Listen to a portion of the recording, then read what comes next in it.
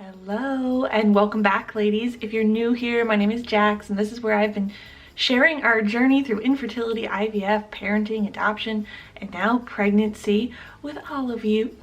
And this week is my 36-week pregnancy update, where we're going to mostly talk about our biophysical profile and how that ended up with an NST. So let's jump in.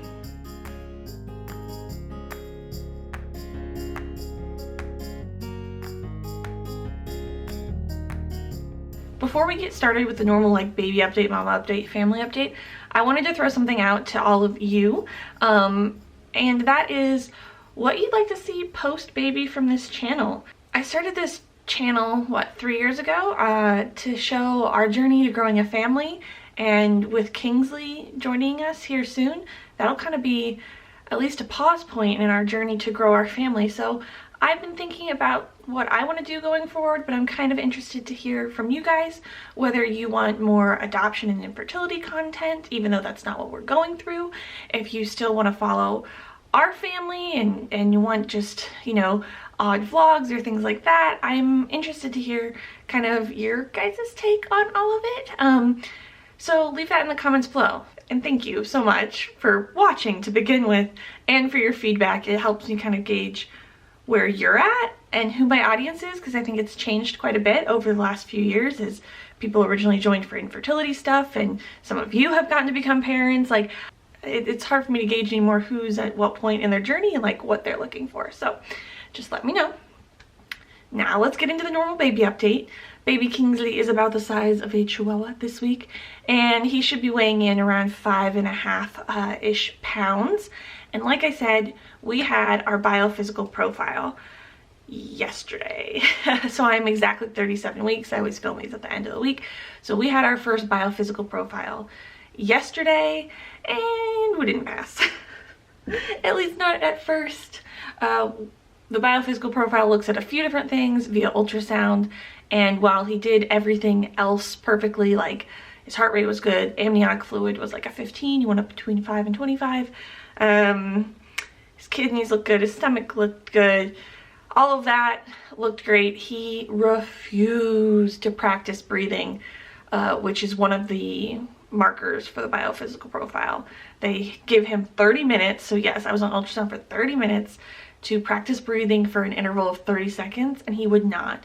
She was jiggling my stomach, she was having me turn side to side, he would just not do it, which I couldn't believe. I was like, it was almost perfectly timed where he should have been awake and moving.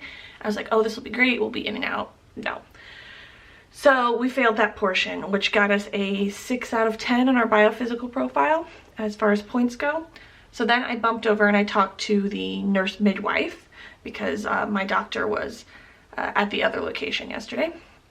So I talked to her, and she said that had earned us essentially an NST, which is a non-stress test, and it's a non-invasive, non-stressful test for the baby, there to look at his heart rate during movement. They're trying to get 2 or 3 examples of the baby moving and their heart rate going up when they do that. So just like when we exercise, our heart rate goes up, the baby should too. And if it doesn't, that means that there's some sort of blood flow restriction through the cord or something like that. So that if their heart rate doesn't go up, then there's possibly some restriction in the cord or the placenta that's not letting enough blood get through. So I sat there for that and posted on Instagram, because what else are you going to do for those 20 minutes? But what was going to happen is, if we failed that, then we were going to get kicked over to the hospital to do an even longer version.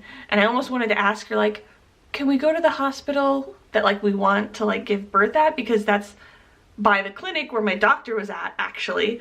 So I was like, well, if we fail this and need to go to hospital and then we need to deliver, why don't we just go to the one we want to go to and that my doctor happens to be near today? But luckily none of that needed to be asked, because he passed with flying colors. Like I said, I think he needs 2 or 3 movements in those 20 minutes, and he did 9. I don't know what happened. I sat back in that recliner and he decided to have a party, and his heart rate responded just fine. So we were released. That got us back up to an 8 out of 10 for the biophysical profile. And so that got us released to go home, partially because we are being monitored so closely. I'm filming this on a Friday. That's when my weeks turn. And then on Tuesday is when we're gonna go try our ECV. ECVs have to happen in the 37th week. There we go. So she was like, okay, you have an ECV where he'll be looked at on Tuesday and another biophysical profile on Friday. So she was comfortable letting us go since we did eventually pass. And that is the baby update, is he was stubborn as all get out. Oh, and still breech. I should say that. We all assume that, right? Still breech. Still the exact same V position with his feet up by his head. He's been this whole time. That baby's legs are gonna spring forward when he is born. They're gonna be right by his face. Oh well. But I was very happy that we got out of there free and clear, because obviously if he had failed those tests, then that would have been an automatic C-section. So, all right, next, on to my update. This week I am weighing in at 168.5 pounds, which puts me right at the 20 pounds gained overall in this pregnancy. But as you can see from the graph, that is a lot of weight gain in the last week. And I have to think it's mostly swelling. I'm fingers crossed it's going mostly to Kingsley. But I think a lot of that is just water weight. Like I said last week, I think I've avoided gaining water weight for as long as I possibly can. And now it's sinking, and hands and feet are just swelling. Pretty normal. Got 2 weeks left. Not too concerned about it. This should work for bump shots, yeah? All right.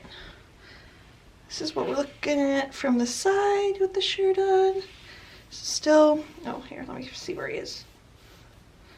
Huh, he's pretty sideways today. He was this morning, his head was right up here, jabbing into my ribs, but he's shifted back to kind of transverse, which is why we're getting this pointiness, because this is his back just laying right there. And then this is from the front. Alright, and then this is from the front. You can tell a little bit from the side. And then got that line going up and down. Still pretty light though, not bad.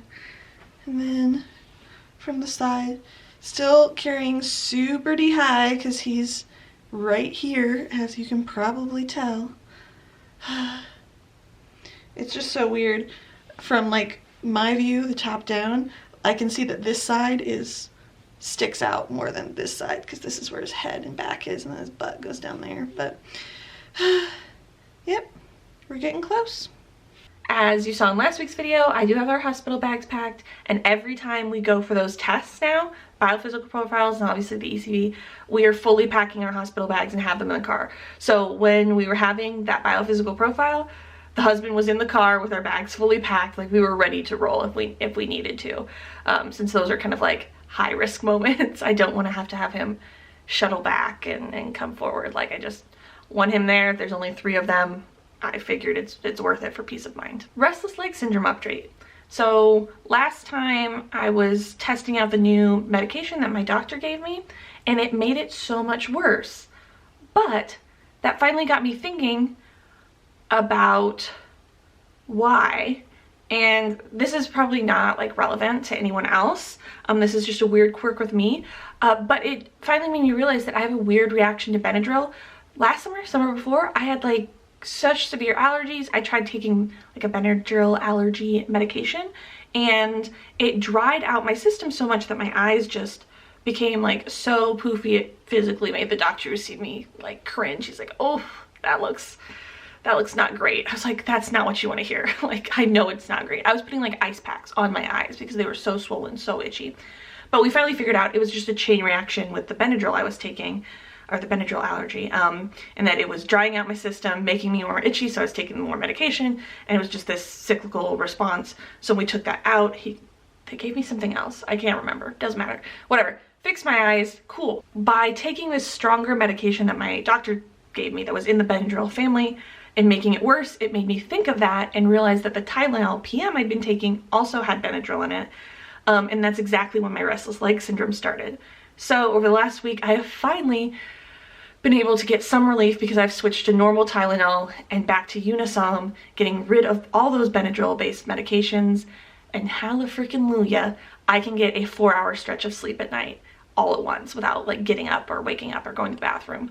So, and I won't say like the restless leg is like all the way gone. I'm still sore, I guess. Whatever, so manageable. I'm able to fall asleep.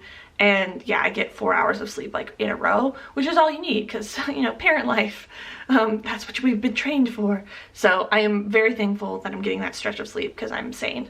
And I'm sure you can tell in like the fact that I've been posting and the fact that I just probably look less dead on these videos, that more sleep is really what I needed. So, and then I do sleep the rest of the night, but I'm still up like every hour and a half after that, meh-ish around there.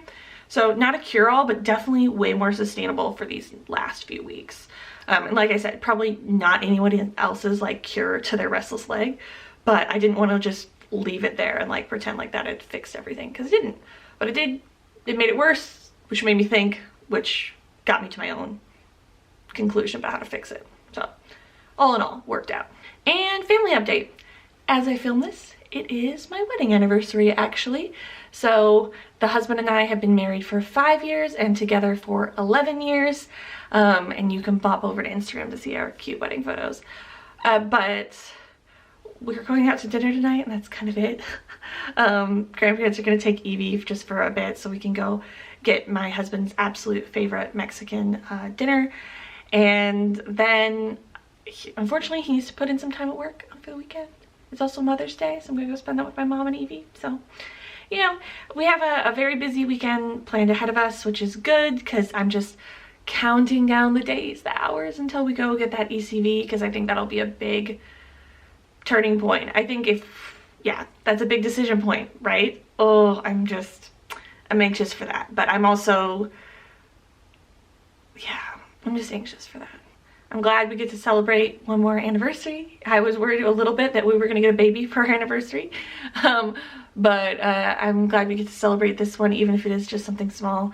Other than that, all the baby stuff is out. I don't think I mentioned that, but I did a whirlwind weekend one day where I unpacked everything. The pack and play, the bassinet, all the bottles, got them cleaned, and just unpacked all the baby stuff, put baby clothes into the nursery. Like, everything's ready to go. Hospital bags are there. I mean, you know, just a few things to throw in if we ever need it. And otherwise, we are officially on baby watch. There are 14 days left until his eviction notice, so we'll see what happens. All right, ladies, thank you as always for spending your time here with me. I really appreciate it. And until next time, keep on fighting.